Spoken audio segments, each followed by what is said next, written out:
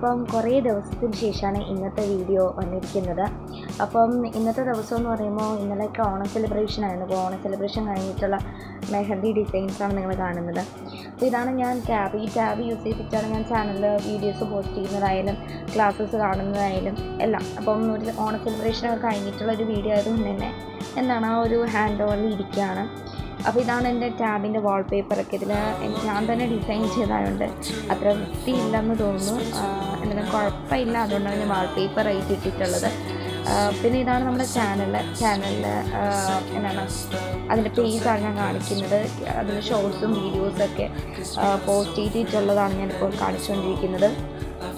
അതേപോലെ തന്നെ എനിക്ക് ഈ ഒരു ബുക്കിലാണ് ഞാൻ എന്ത് ചെയ്യുന്നത്, നമ്മൾ വീഡിയോസ് പോസ്റ്റ് ചെയ്യുന്നതായാലും അല്ലെങ്കിൽ ഞാൻ ഇപ്പോൾ എൻ്റെ സ്റ്റഡീസിനെ പറ്റിയിട്ടായാലും എന്തെങ്കിലും പെൻഡിങ് ഉണ്ടായാലും അതൊക്കെ ഞാൻ നോട്ട് ചെയ്യുന്നത് ഈ ഒരു ബുക്കിലാണ് കേട്ടോ.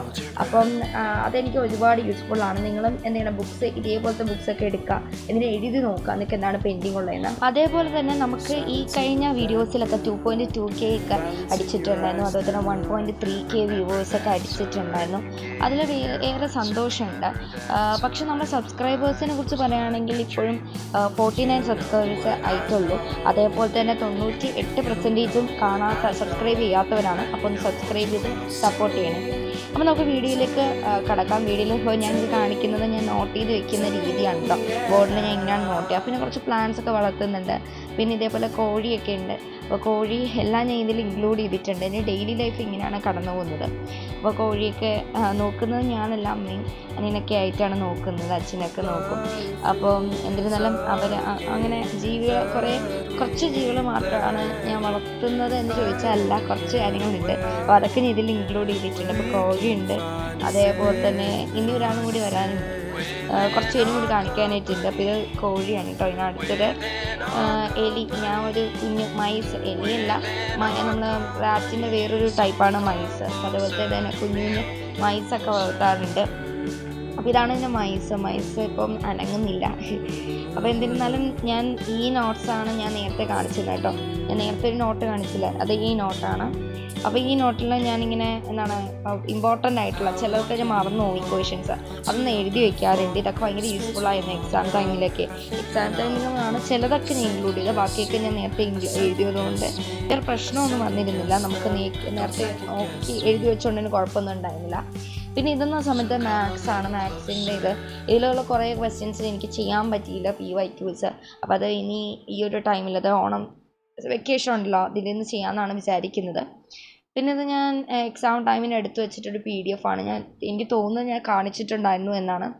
എന്നാലും ഇത് എനിക്ക് ലാസ്റ്റത്തെ ചാപ്റ്ററൊക്കെ കുറച്ച് പാടായിട്ട് തോന്നി. അപ്പം ഈ PDF-ലാണെങ്കിൽ ക്വസ്റ്റ്യൻസ് മാത്രമേ ഉള്ളൂ. അപ്പോൾ ക്വസ്റ്റ്യൻസ് പിന്നെ അതിൻ്റെ ഇൻട്രൊഡക്ഷനൊക്കെ എഴുതി. പിന്നെ ഇതാണ് എൻ്റെ റൂമിൻ്റെ ഒരവസ്ഥ. ഞാനിപ്പം എക്സാമൊക്കെ നടക്കുന്ന സമയത്താണ് ഞാൻ റൂമിലേക്ക് ലാസ്റ്റായിട്ട് വന്നത്. പിന്നെ വന്നതേ ഇല്ല, അപ്പോൾ പേടിച്ചിട്ടതാണ്.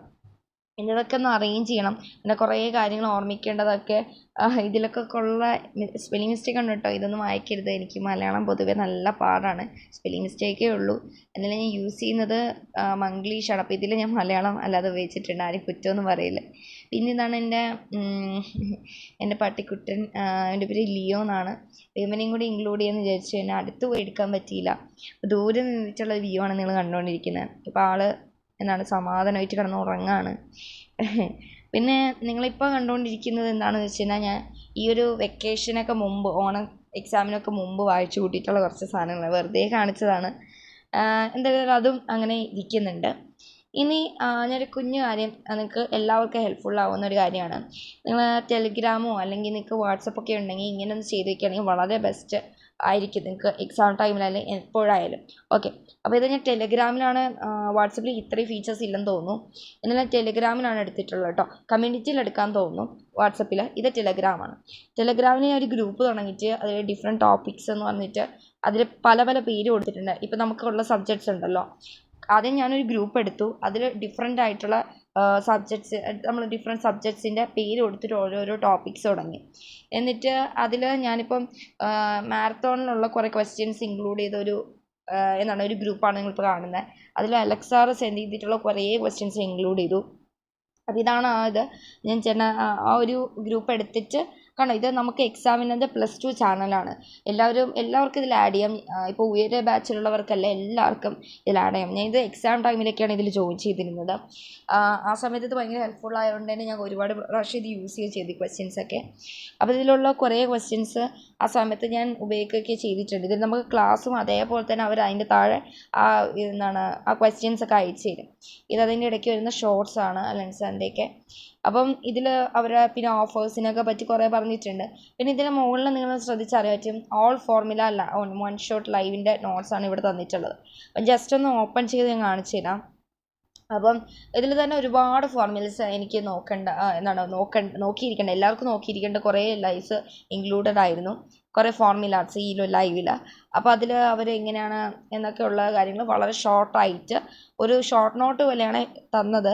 അപ്പം പക്ഷേ നമുക്ക് അവർക്ക് കുറച്ചുകൂടി എക്സ്പ്ലെയിൻ ചെയ്ത് നമുക്ക് പെട്ടെന്ന് മനസ്സിലാകുന്ന രീതിയിലൊക്കെ ലൈവിൽ പറഞ്ഞിട്ടുണ്ടായിരുന്നു. ഞാൻ ഫുള്ളും കണ്ടിട്ടുണ്ടായിരുന്നില്ല, നോട്ട്സാണ് ജസ്റ്റ് നോക്കിപ്പോയിരുന്നത്. അപ്പോൾ ഇത് all formulas in one live എന്ന് പറഞ്ഞ ഒരു ലൈവ് ഇടയ്ക്ക് വെച്ച് വന്നിട്ടുണ്ടായിരുന്നു. എക്സാമിനൊക്കെ മുമ്പെന്നാണ് എൻ്റെ വിശ്വാസം.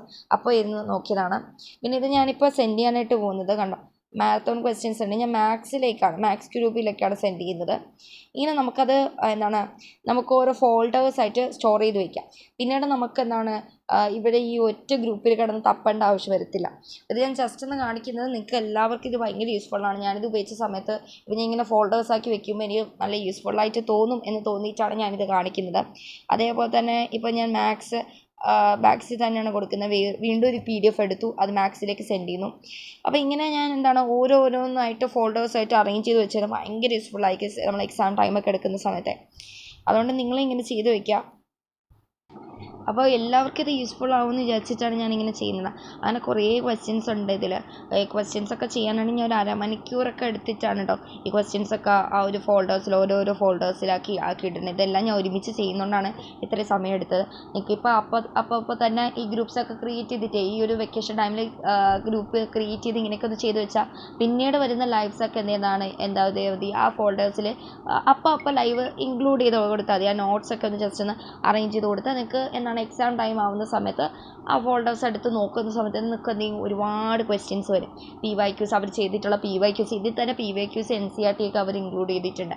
അതൊക്കെ ആ ഫോൾഡേഴ്സ് നിങ്ങൾക്ക് പതുക്കെ ആ ഒരു ചാപ്റ്റേഴ്സ് ഞാൻ ഇതിൽ തന്നെ കാണിക്കുന്നുണ്ട്. ഒരുപാട് ചാപ്റ്റേഴ്സ് അവർ ഇതിൽ ഇൻക്ലൂഡ് ചെയ്തിട്ടുണ്ട്. അതിന് മുമ്പ് തന്നെ അവർ ഓരോ ചാപ്റ്റേഴ്സ് എടുത്തിട്ട് അതിൻ്റെ ഇമ്പോർട്ടൻറ്റ് ക്വസ്റ്റ്യൻസ് എന്നൊക്കെ പറഞ്ഞ് നമുക്ക് തന്നിട്ടുണ്ടായിരുന്നു.